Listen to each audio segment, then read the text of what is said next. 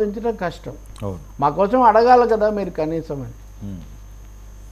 So అయితే అసెంబ్లీకి ఇంక వీళ్ళు రాకపోవచ్చు కదా సార్ ఈ 2 రోజులకి ఢిల్లీ అంటే ఇంకా తర్వాత సెషన్స్కి ఏమో అది మీరు తర్వాత ఇంకొక ప్రశ్న ఉంది కదా ఇది కూడా వస్తుంది. సార్ అరెస్టులు అన్నది ఇంకా మొదలు పెట్టారు అని, ఎందుకంటే నిన్న అధికార ప్రతినిధిని మొన్న చంద్రబాబు నాయుడు గారు అనుకున్నాం కదా లాస్ట్ టైం మనం డిస్కస్ చేసాం, అందుకని నైట్ ఆయన లిఫ్ట్ చేశారట కుప్పంలో ఎక్కడ చంద్రబాబు నాయుడు గారు అన్నారు అదే కుప్పంలో. అది కాకతాళీయో లేకపోతే కరెక్ట్ ప్లాన్ అంటే ఆయన ఏదైనా అక్కడ ఏమనాలి అజ్ఞాతవాసంలో ఉంటామో ఏదో బెంగళూరు నుంచి వస్తుంటే దాన్ని అజ్ఞాతవాసంలో ఉన్నట్టున్నారు అక్కడ పట్టుకున్నారు. అంటే చిత్తూరు జిల్లా అంటే అన్నమయ్య జిల్లా కూడా ఉంది. ఇప్పుడు మీరు నిన్న రాత్రి మా అది అన్నమయ్య జిల్లా మదనపల్లి సబ్ కలెక్టరేట్లో అగ్ని ప్రమాదం జరిగింది. చాలా ఫైల్స్ 10 కంప్యూటర్లు కాలిపోయాట. పెద్దిరెడ్డి రామచంద్రారెడ్డికి సంబంధించినది కూడా అక్కడ ఉంటాయి కదా వాస్తవంగా. అంటే చాలా ఘర్షణాత్మకమైన ప్రాంతం. అక్కడ ఈ అగ్ని ప్రమాదం ఎందుకు జరిగింది, ఎవరున్నారు, మీరు వెంటనే వెళ్ళి తేల్చండి అని చంద్రబాబు నాయుడు ముఖ్యమంత్రి ఆదేశిస్తే డీజీపీని మీరు విమానంలో వెళ్ళి వెంటనే మినిట్ టు మినిట్ నాకు వివరాలు కావాలి అంటే దీని వెనక ఏదో కుట్ర ఉంది అని ఇంకంతే కదా సందేహం, అనుమానాస్పదంగా ఉంది అని.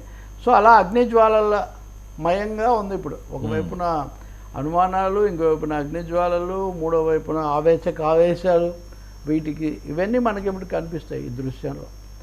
ఇంకా అతన్ని అక్కడ పట్టుకోవడం అంటారా, అతను ఆ రోజు చాలా సీరియస్గా ఉన్నాడు. నేను కూడా గట్టిగా మనం ఎవరైనా ఎలా ఆమోదిస్తారు, ఈసారి వెంకటేశ్వరుడు కూడా కాపాడకపోవచ్చు ఈ పద్ధతిలో అంటే ఈయన సూపర్ వెంకటేశ్వరుడు. రెండోది వెంకటేశ్వరుడి నిర్ణయాలు మార్పులు అన్నీ ఈయనకు తెలుస్తుంటాయి. మనం రాజ్యాంగ విషయాలు రాజకీయ విషయాలు ఇక్కడ మనం మానవులకు సంబంధించి మాట్లాడుకోగలం, కానీ ఇవన్నీ దాని మీద ఆయన అంతకుముందు కూడా చాలా వీళ్ళు ఎప్పుడు వాదోపవాదాలు జరుగుతుండేవి. తీవ్రమైన చర్య బహుశా మొదలనేది ఏముంది రండి, ఎప్పటి నుంచో అటే ఉంది కదా నడకంతా, మనుషులు దొరకడం తప్ప. ఇంకా ఉన్నాయి అలాంటి సీరియస్ కేసులు 3-4. సార్ ఇంకోటి ఈరోజు ఈ వికృత వ్యాఖ్యలకు వస్తే నేను విజయవాడలో కూడా ఉన్నాను. అక్కడ మహిళా సంఘాలు ఒక రౌండ్ టేబుల్ పెట్టాయి. ఓకే, ఈ మధ్య మీడియాలో మనం చర్చిస్తున్న అంశము ఆమె దేవాదాయ శాఖలో అశాంతి అనే ఆమె గురించి ఇవన్నీ అది ఆ తీరు సరిగ్గా లేదు. మీరు క్రమశిక్షణ చర్యలు శాఖాపరమైనవి ఏం తీసుకుంటారో మీరు తీసుకోవచ్చు, కానీ ఒక మహిళల వ్యక్తిగత జీవితాన్ని గురించి, వాళ్ళ ప్రెగ్నెన్సీలను గురించి, పిల్లల గురించి ఇలా పదే ఇలా మాట్లాడడం అనేది అవమానకరంగా తయారవుతుంది. ఎవరు రాజకీయ వివాదాలు ఎలా ఉన్నా మహిళలే టార్గెట్ అవుతున్నారు అన్నటువంటిది వాళ్ళు చాలా తీవ్రంగా ఖండించారు. ఇది కూడా ఒక ముఖ్యమైన పరిణామం మీడియా దృష్టిలోకి తీసుకోవాల్సింది. నేను ఇక్కడ ఎందుకు చెప్తున్నా, నాగార్జున యాదవ్ కూడా మీడియా క్రమంలోనే ఇవన్నీ మాట్లాడేసేయటం, ఎవరికెవరు తెలుస్తారో తెలియరనే ఒక పద్ధతి దీనివల్ల.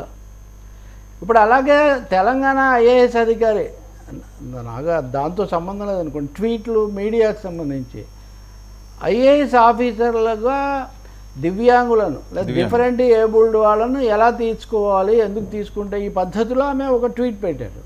ఆమె పర్సనల్ రియాక్షన్ లాగా పెట్టారు, కానీ దాని మీద దివ్యాంగులందరూ ఈరోజు మీడియాతో మాట్లాడుతూ ఉన్నారు. పూజా ఖేడ్కర్ అనే ఒక అధికారిని ఆమె అసిస్టెంట్ కలెక్టర్గాను ఏదో ప్రొబేషన్ మీద చేరిన ఆమె అనేక నిబంధనలు ఉల్లంఘించారు, ఫేక్ సర్టిఫికేట్లు పుట్టించారు, ఆమె తల్లి తండ్రి కూడా అనేక దురుసుగా ప్రవర్తించారని కొన్ని చర్యలు తీసుకున్నా నడుస్తుంది. ఆమెను ఇక్కడి నుంచి ప్రొబేషన్ నుంచి వెనక్కి పంపించి అసలు ఆమెకు ఉత్తర్వులు కూడా ఈ పరిస్థితి ఉంది. దీంట్లో ఒక అంశం ఏమంటే ఆమె ఒక ఫేక్ సర్టిఫికేట్, డిజేబిలిటీ లోపం, శారీరక లోపంకు సంబంధించి లేని సర్టిఫికేట్ తీసుకున్నారని. దీని మీద స్మితా సబర్వాల్ చేసినటువంటి దాంట్లో అసలు ఈ ఫారెస్ట్ సర్వీసు లేకపోతే ఇంకా కొన్ని సర్వీసుల్లో ఒక ఏది విమాన కంపెనీ ఏదైనా ఎయిర్ క్రాఫ్ట్ కంపెనీ ఏదైనా కానీ లోపం ఉన్న వాళ్ళని తీసుకుంటారా? ఓకే, ఈ సర్వీసులు ఇట్లా ఉన్న వాళ్ళని ఎలా తీసుకుంటారు? ఇందులో ఇదొక ప్రత్యక్ష సమస్య, అనేక టూర్లు చేయాలి, అనేక తనిఖీలు చేయాలి. సో ఇక్కడ శారీరకమైన దార్ఢ్యం కూడా అవసరం కదా, ఈ అర్థం వచ్చేట అన్నీ ఇదే పదాలు కాదు. ఎవరు శాంతి కోసం అండి ఆమె కామెంట్ చేశారు. సారీ కాదు, నేను వేరే దాని గురించి చెప్తున్నాను. మీడియా అంటే ఈవిడిది కూడా ఏదో ఫేక్ అని చెప్పి న్యూస్ వస్తుంది. అదే సార్, అది ఒకటి. కాబట్టి అనే కామెంట్ ఆమె చేశారు. దాంట్లో నిజంగా చెప్పాలంటే ఉన్నది 4%. ఇది శారీరక లోపం ఉన్న వాళ్ళకు లేదా వాళ్ళకు 4%. అది కూడా చూసే తీసుకుంటారు కదా విధులు ఎక్కడ ఏంటి అని. సో వాళ్ళకు కూడా అవకాశం ఇవ్వడం, వాళ్ళని ప్రోత్సహించడం ఇక్కడ చాలా ముఖ్యం తప్ప వాళ్ళకు దీనివల్ల వాళ్ళు విధులు నిర్వహించలేరు కాబట్టి అసలు ఎందుకు ఇస్తారు ఈ పద్ధతిలో మీరు మాట్లాడితే పొరపాటు అని వాళ్ళు ప్రత్యేకించి నిరసన తెలుపుతున్నారు. నేను చెప్పదలుచుకుందంటే ఇది జయరాం రమేష్ మీద కూడా వచ్చింది. మీరు ఒక సమావేశంలో ఉండే జరుగుతుండగానే బయటికి ఎట్లా ట్వీట్ చేస్తారు అని.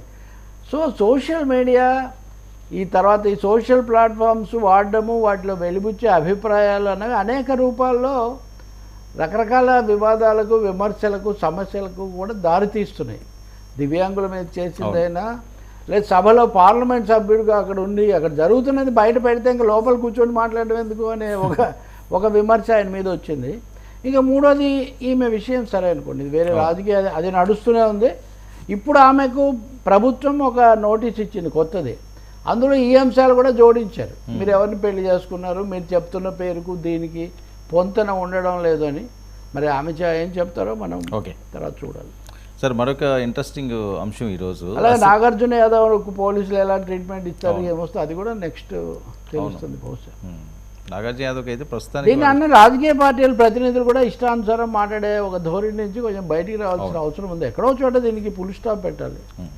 నిన్న నేను చూస్తున్న సందర్భాలు ఇవన్నీ నేను చెప్పదలుచుకోలేదు కానీ ఫలానా పార్టీ విజయానికి కృషి చేసినందుకు మేము సత్కారం చేస్తున్నామని ఒక 2-3 విశ్లేషకులు అనే వాళ్ళకి సత్కారం చేశారు. అవునా? అసలు ఒక పార్టీ విజయానికి కృషి చేయడం అన్న తర్వాత ఇంకా అందులో విశ్లేషణ ఏముంటుంది చెప్పండి సార్. ఆ మహానుభావులు వద్దు మనం ఇప్పుడు రోజులు బాగా ఎట్లాగో మనం అన్న తర్వాత అది వస్తుంది అనుకోండి. Right sir. ఓకే, ఈరోజు అసెంబ్లీ హాల్లో ఆసక్తికర దృశ్యం. ఎప్పుడు కూడా మీడియాలో ఫైర్ బ్రాండ్ లాగా నిత్యం ఉండే 666 జగన్మోహన్ రెడ్డి గారు